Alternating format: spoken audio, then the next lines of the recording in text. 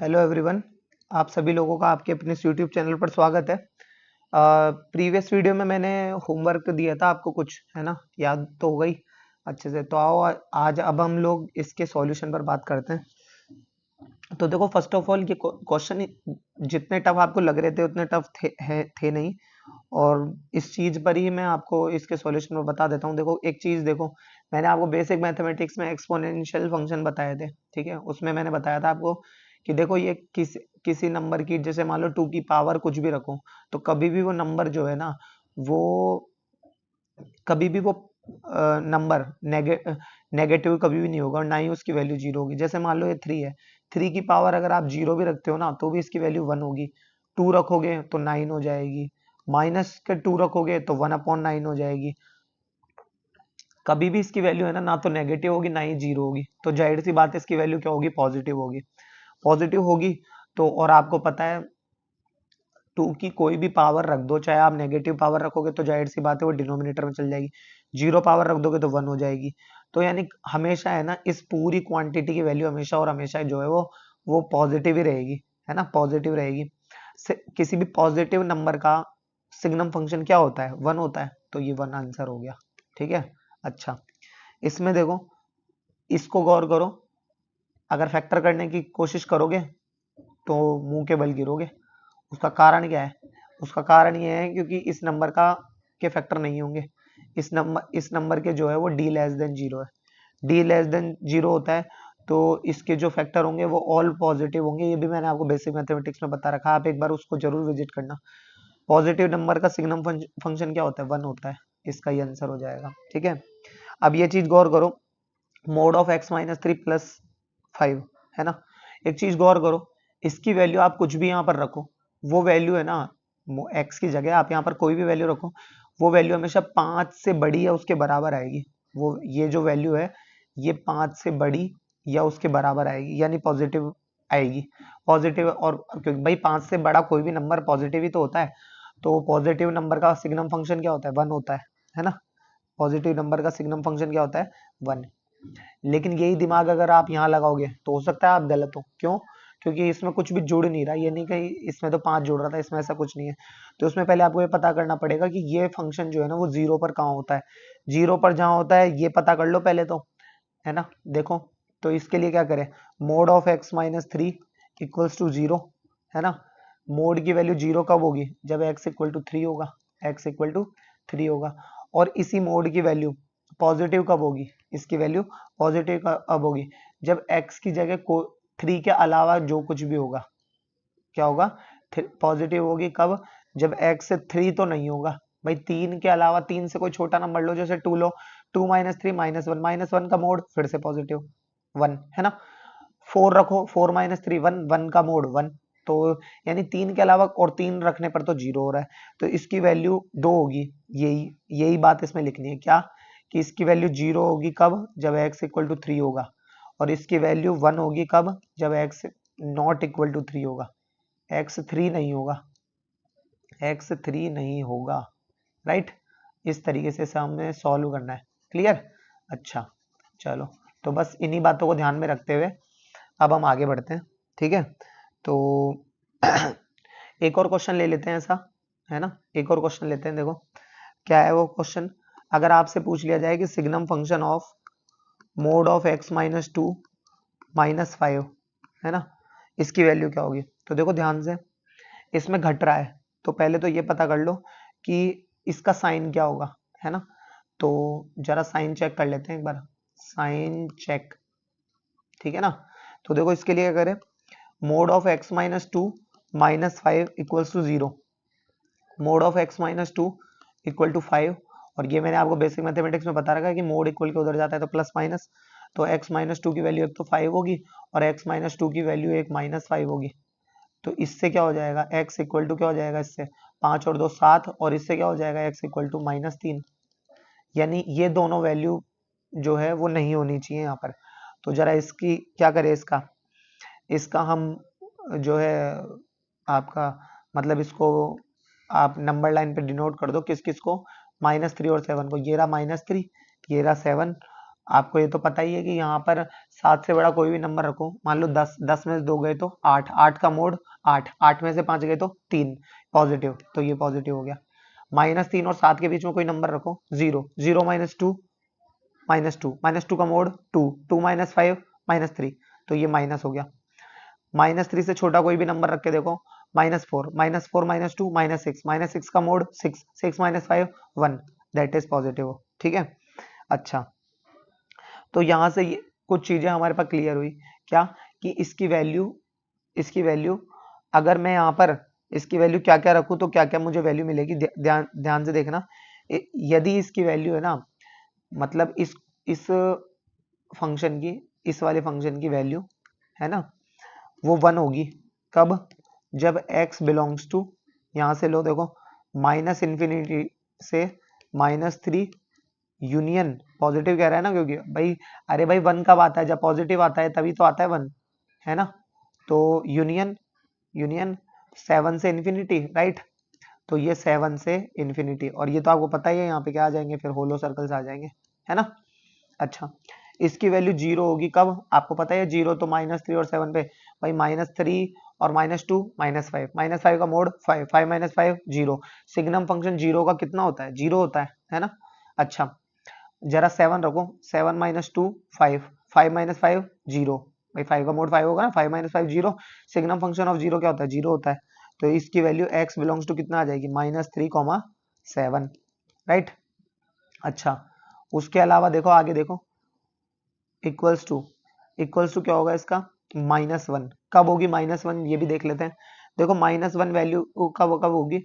Minus है इस वाले रीजन में, जब जब कोई भी वैल्यू रखोगे आप, रखो कोई भी वैल्यू, जैसे 0 रखो तो 0 -2 -2, -2 का मोड 2, 2 -5 -3, -3 का -3 विच इज लेस देन 0, उसका कोई भी सिग्नम फंक्शन निकालोगे तो वो नेगेटिव ही आएगा।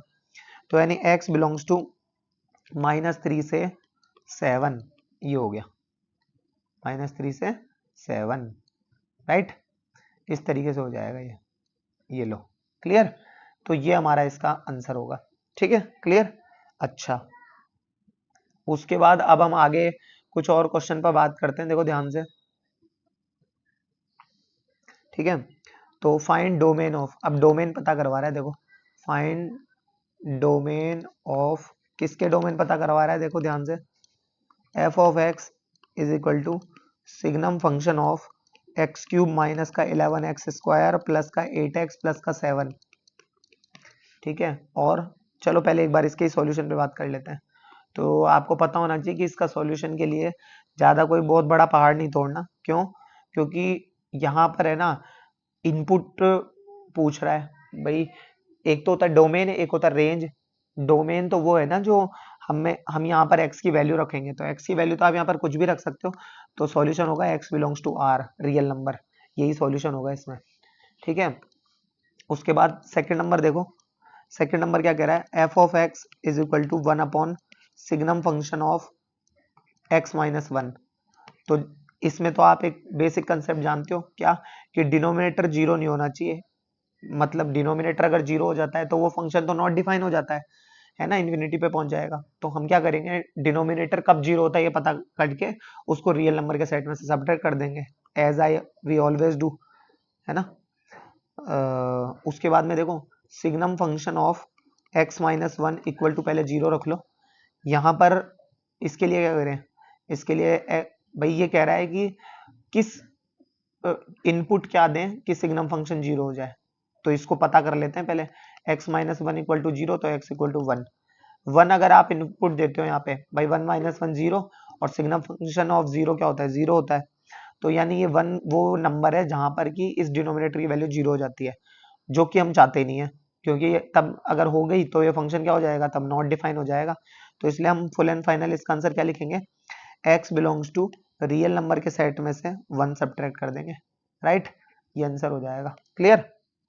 अच्छा, उसके बाद देखो ध्यान से, अब हम क्या करें नाउ, क्वेश्चन नंबर 3 इसका देखो क्या कह रहा है, f of x is equal to 1 upon signum function of x minus 1 minus 1, ठीक है। इसमें भी वही denominator should not be equal to zero, denominator zero नहीं होना चाहिए, जीरो नहीं होना चाहिए। तो पहले जीरो कब होगा ये पता कर लेते हैं। तो करो देखो, signum function of x minus one equal to zero, signum function of x minus one equal to one. अब वन कब होता है, जब इनपुट, जब सिग्नम फंक्शन जो होता है ना वो उसका आउटपुट वन कब आता है, जब इनपुट है ना ग्रेटर देन वन जीरो। तो x minus one greater than zero कर दो। तो इसका मतलब क्या हो गया, x is greater than one. x अगर ग्रेटर देन वन है, x अगर ग्रेटर देन वन है, तो इस बात का मतलब क्या हो गया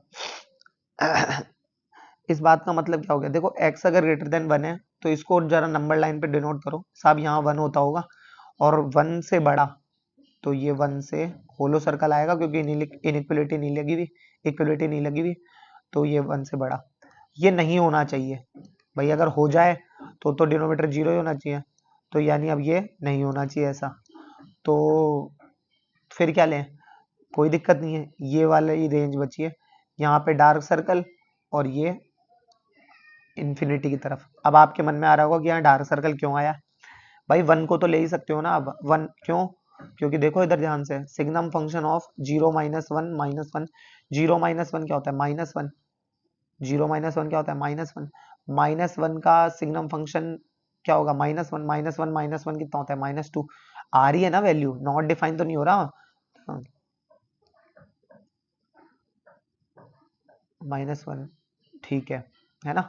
अच्छा, इसलिए हम यहाँ पर इसको हम सेलेक्ट कर सकते हैं। तो ये क्या हो जाएगा, x बिलोंग्स टू क्या, x belongs to minus infinity से वन, और वन पे इसलिए क्या आएगा, इस बार डार्क सर्कल आएगा, मतलब क्लोज ब्रैकेट आएगा, ठीक है। इस तरीके से ही होगा। Now we are going to study about constant function. देखो कांस्टेंट फंक्शन क्या है, कांस्टेंट फंक्शन, कांस्टेंट फंक्शन क्या है, ध्यान से देखो। तो आउटपुट मतलब जो y हो या fx हो वो हमेशा सेम होता है। आउटपुट आउटपुट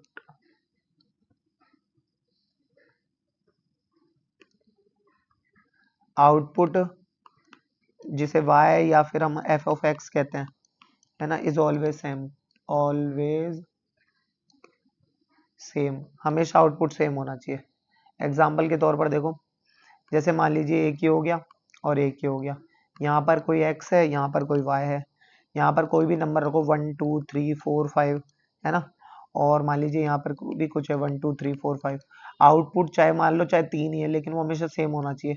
कुछ भी हम यहाँ पर रखें, कुछ भी हम यहाँ पर रखें, आउटपुट क्या आना चाहिए, थ्री ही आना चाहिए, आउटपुट क्या आना चाहिए, थ्री ही आना चाहिए। जैसे कि मान लीजिए f of x is equal to k, is equal to k. अब इसको थोड़ा सा और जूम करके बताता हूँ मैं क्या बताना चाहता हूँ मैं यहाँ पे, देखो ध्यान से, देखो ध्यान से क्या बताना चाह रहा हूँ मैं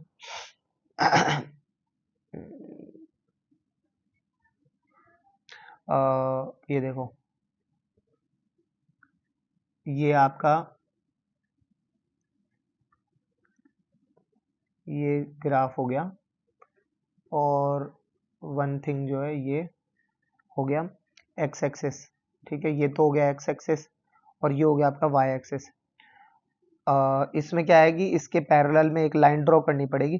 पैरेलल में एक लाइन ड्रॉ करने के लिए जैसे कि मान लीजिए ये एक्स एक्सिस के पैरेलल एक लाइन ड्रॉ कर दी हमने, ये लाइन ड्रॉ कर दी, ठीक है। अच्छा, इसमें क्या करना है, अब देखो ध्यान से क्या बताना चाह रहा हूँ मैं। जैसे मान लीजिए कोई भी एक यहाँ ये कोई पॉइंट है जिसके कोऑर्डिनेट मान लीजिए 0, है, 0, जैसे f of x equal to k, f of x equal to k, just 1 minute, ये देखो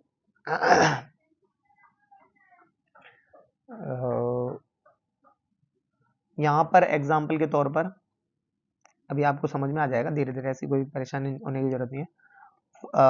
f of x equal to मान लीजिए -2, तो ये तो -2 होगा तो क्या होगा, ये मान लीजिए ये x एक्सिस, ये y एक्सिस, और -2 कहाँ होगा, यहाँ पे कहीं पे -2 होगा। तो इस पॉइंट के कोऑर्डिनेट कितना हो जाएंगे, 0, -2 हो जाएंगे, 0, -2 हो जाएंगे। अरे ये यहाँ पे हार्ट कैसे बन गया, खुद ही बन गया कि ये,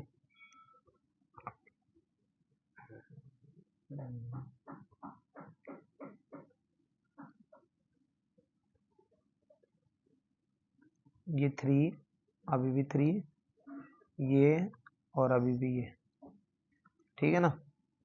अच्छा, अब यहाँ मेरे कहने का यहाँ ये मतलब है कि आप यहाँ पर इनपुट कुछ भी दो, है ना।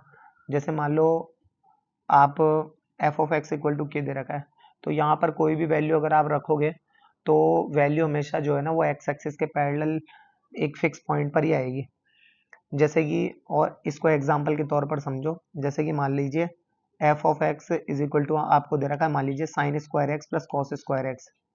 तो यहाँ पर अब आप x इक्वल टू कुछ भी रखो, मान लो 5 रख, 5 तो क्या मतलब नॉर्मल 10th क्लास के हिसाब से समझो आप। तो अगर आप यहाँ पे sine square x plus cos square मतलब sine square theta plus cos square theta रखते तो ही 1 होता था। Sine square theta plus cos square alpha कभी भी 1 नहीं हो सकता। यहाँ पे x की वैल्यू कुछ भी रखो, रखो सेम ही लेकिन, है ना, तो उसकी वैल्यू क्या आएगी, हमेशा 1 ही आएगी। और देखो मान लीजिए आपको दे रखा है signum function of, signum, sigma लिखने में आ रहा है, देखो सिग्नम फंक्शन ऑफ ये greatest integer function of fractional part of x square minus 7x plus 8 fractional part close greatest integer function close बड़ा ब्रैकेट क्लोज। तो ये क्या होगा, तो ये चीज मैं आपको यहाँ याद दिला दूं, है ना। पुरानी चीजें बार बार जख्म पुराने याद ज्यादा दिलाए जाते हैं। देखो कोई भी जो फ्रैक्शनल पार्ट होता है ना, यहाँ पर कुछ भी रख दो, है ना, यहाँ पर कुछ भी रख दो, एक मेज रख दो, हाथी रख दो, कुछ भी रख दो, इसका ग्रेटेस्ट इंटीजर फंक्शन जो है ना, इसकी वैल्यू, इस क्वांटिटी की वैल्यू हमेशा और हमेशा 0 ही आएगी जब आप इसको सॉल्व करोगे तो, ठीक है ना। तो यानी इस बात का मतलब क्या हो गया, और सिग्नम यानी इसकी वैल्यू क्या होगी 0, और सिग्नम फंक्शन ऑफ 0 आपको पता ही है 0 होता है ना। तो ये इस तरीके से होगा। तो इसका जरा हम डोमेन देख लेते हैं। तो डोमेन क्या होगा इसका, डोमेन ऑफ एक्स, तो वो तो कुछ भी रख सकते हैं, आपको पता ही है, रेंज मतलब रियल नंबर। और रेंज देख लेते हैं, तो रेंज आपने एक चीज गौर करी, y बिलोंग्स टू, यहाँ पर कुछ भी होगा तो ये हमेशा k की फॉर्म में ही आएगा, है ना, कोई कांस्टेंट ही आएगा जो फिक्स है, जो वैल्यू है, तो k हो जाएगा, ठीक है ना। इस तरीके से ये हम इस पर बात करेंगे, ठीक है। धीरे धीरे और आपको समझ में आ जाएगा ये, ठीक है। उसके बाद अब हम बात करते हैं, देखो आइडेंटिटी फंक्शन, आइडेंटिटी फंक्शन, इसमें क्या कॉन्सेप्ट है, देखो ध्यान से, इसमें तो और भी इजी है, जो इनपुट होगा वही आउटपुट होगा, जो इनपुट होगा वही आउटपुट होगा, ठीक है। क्यों, देखो इसमें आई ए से इसे डिनोट करते हैं, इस बात का मतलब क्या, आई ए का मतलब कि identity function, identity function defined, defined on set A, defined on set A, set A के ऊपर आइडेंटिटी फंक्शन डिफाइन होगा, ठीक है। F of x equal to x ही होता है, इसमें वाई होने की जरूरत नहीं है, ठीक है। जैसे कि कोई भी आप इसमें रखो, कोई ये कोई इसका कोई इनपुट हो गई, ये ए से ए पर ही हो गया, इसे आई ए से डिनोट करते ही हम, ठीक है। इसके अंदर मान लीजिए है आपका 0 1 2, है ना, इसमें भी क्या है, मान लीजिए 0 1 2, तो जो रखेंगे वही आता चला जाएगा, 1 रखोगे 1, 2 रखोगे 2। इसको जरा ग्राफ से देख लेते हैं एक बार। तो ये ग्राफ हो गया इसका, ठीक है, देखना ध्यान से, ये इसका ग्राफ हो गया। तो ग्राफ में क्या है, ये इसमें ये एक सीधी लाइन मिलेगी, ठीक है। मान लीजिए यहाँ पर तो क्या है, हमारा 0 है, यहाँ पे क्या है 1 2 और ये 3, है ना, ये 1 ये 2 और ये 3, ठीक है। तो यहाँ पर कोई भी वैल्यू रखोगे, ये हो गया एक, एक ये हो गया, और एक ये 3 पर ये हो गया, ठीक है। तो ये y इक्वल टू एक्स के लिए ये है, और दोनों बराबर इसी कंडीशन में ही होंगे, है ना। तो इसमें अगर आप बात करो, तो जो आप डोमेन है, जो आप इनपुट दे रहे हो वही आपको आउटपुट मिल रहा है, यानी जो डोमेन है वही रेंज होगी। तो इसी बात को ध्यान में रखते हुए इसकी अगर आपको कोई डोमेन पूछ ले तो जाहिर सी बात है x बिलोंग्स टू r और y also belongs to r, y भी जो है वो रियल नंबर में बिलोंग करेगा। इसको और एग्जाम्पल के थ्रू अगर मैं बात करूं तो देखो इधर क्या है, एग्जाम्पल के तौर पर f of x is equal to 3 की power log x with base 3। तो कोई दिक्कत नहीं है, आपको पता है इसमें कि ये वैल्यूज जो है वो इंटरचेंज हो जाती है, बेसिक मैथमेटिक्स में पढ़ा रखा है। तो x की पावर, ये log तो यहीं रहेगा जहां है वो log, है ना, 3 यहाँ पर है, मतलब x की जगह आ जाएगा और ये बेस में 3 है ही। इसकी वैल्यू 1 होती है और x की पावर 1 क्या होता है, x होता है। तो गौर करो x रखा और x ही मिल गया, ठीक है। और देखो अगर f of x is equal to, मान लीजिए आपको इस बार x की जगह 3 दे रखा है, तो 3 की पावर log 3 विद बेस 3, 2 रख दो, या चलो 3 पे तब तो मिल ही रहा है, तब तो 2 रख दो x की जगह और ये 3 है यहाँ पर, तो इनको इंटरचेंज कर देंगे। तो ये क्या हो जाएगा, 2 तो बाहर, log 3 विद बेस 3, और इसकी वैल्यू क्या होती है, इसकी वैल्यू 1, और 2 की पावर 1 क्या होता है, 2 ही होता है, ठीक है। इस तरीके से ही हमारा होगा। नेक्स्ट वीडियो में हम लोग जो है बात करेंगे एक्सपोनेंशियल फंक्शन पर, ठीक है। तब तक के लिए धन्यवाद।